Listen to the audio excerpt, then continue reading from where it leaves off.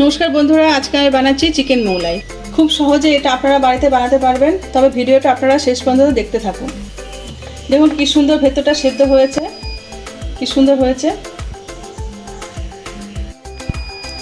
মোগলাই বানানোর জন্য এখানে আমি 2 কাপ ময়দা নিয়েছি। এবার স্বাদ মতো নুন দিয়ে দিচ্ছি, রিফাইন তেল দিয়ে দিচ্ছি, এর মধ্যে আমি টক দই দিয়ে দিচ্ছি 3-4 চামচ মতন। এর ময়দাটা আমি মেখে নিচ্ছি।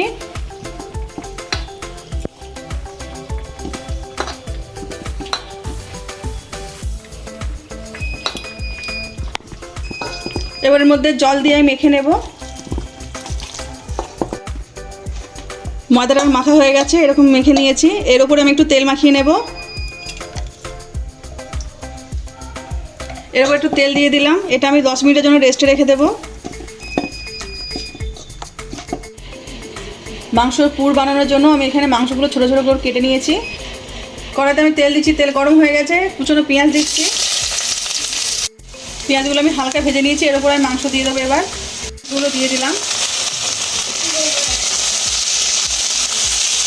পেঁয়াজের সঙ্গে ভালো করে একটু ভেজে নেব। স্বাদ মতো নুন দিয়ে দিচ্ছি, হলুদ গুঁড়ো দিয়ে দিচ্ছি, 1/2 চামচ মতন ধনের গুঁড়ো দিলাম, 1/2 চামচ মতন জিরের গুঁড়ো দিলাম, 1/2 চামচ মতন লঙ্কার গুঁড়ো দিলাম। একসঙ্গে কষিয়ে নেব।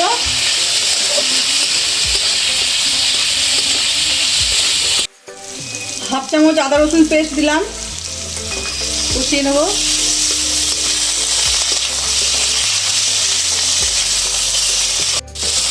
মাংসটা আমার কষানো হয়ে গেছে, এবার আমি নামিয়ে নিচ্ছি।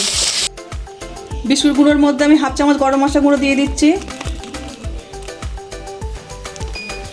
1/2 চামচ মতন গোলমরিচ গুঁড়ো দিয়ে দিচ্ছি, 1/2 চামচ মতন জিরের গুঁড়ো দিয়ে দিচ্ছি। এবার একসঙ্গে সব মিশিয়ে নিচ্ছি।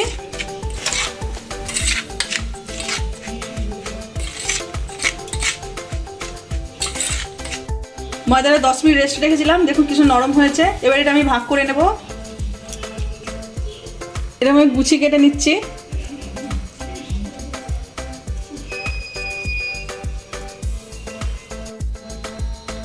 এখানে আমি একটু তেল বুলিয়ে নিয়েছি।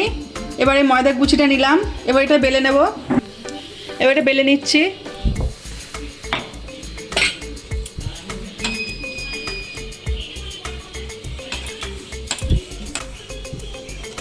এরকম বড় দেখে একটা বেলে নিয়েছি। এবার ডিমটা ফাটিয়ে নেব। যে বিস্কুট গুঁড়োটা মশলা মাখিয়ে রেখেছিলাম সেটা 2 চামচ দিয়ে দিচ্ছে এর মধ্যে। কুচনো পেঁয়াজ কুচি দিয়ে দিলাম এর মধ্যে। অল্প কটা কাঁচা লঙ্কা দিলাম, অল্প একটু বাদাম দিলাম। কষানো মাংস আমি 1 চামচ দিলাম। এবার একসঙ্গে সব মিশিয়ে নেব।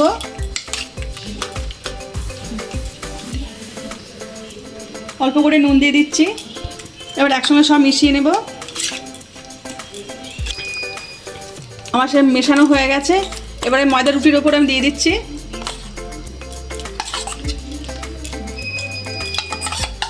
এবার এটা চারিদিকে আমি পাতিয়ে দেব।